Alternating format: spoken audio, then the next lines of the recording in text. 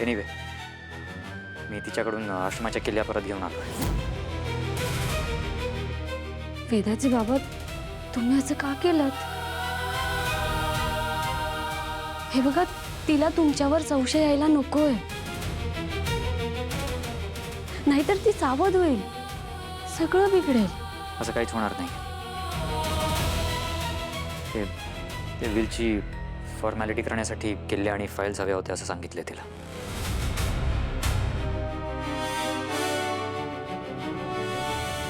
ठीक आहे. हे बघा, आत्ताच खरी आपली परीक्षा आहे. आपल्याला धीर धरावाच लागेल.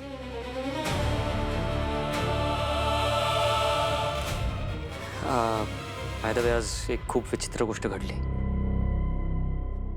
काय झालं?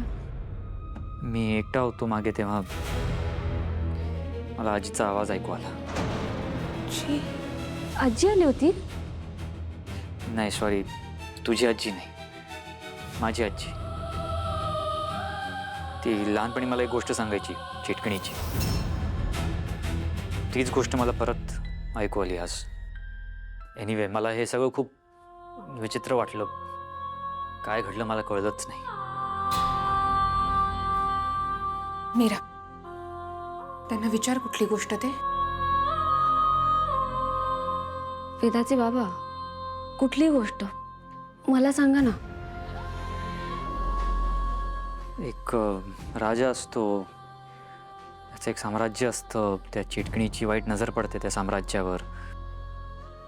सो ती त्या राजाला मारायचा प्रयत्न करते. पण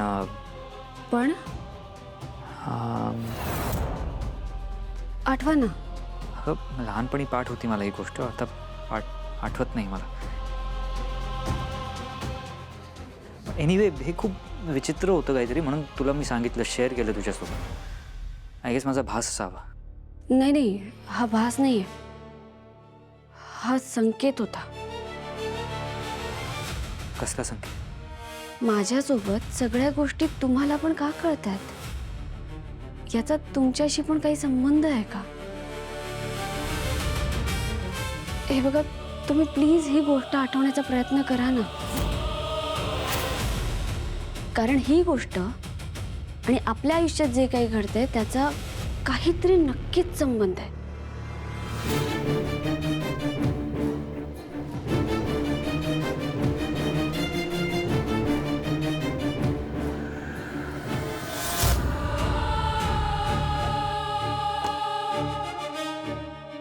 मीरा आणि अंबिकाला माझं खरं रूप कळलंय, तर त्यांना असं वाटत असेल की त्या जिंकल्या. पण ही मंजिरी आजवर कधी हरली नाहीये आणि यापुढे हरणार नाही. चिरतरुण होण्याचं माझं स्वप्न मी सत्यात उतरवणारच.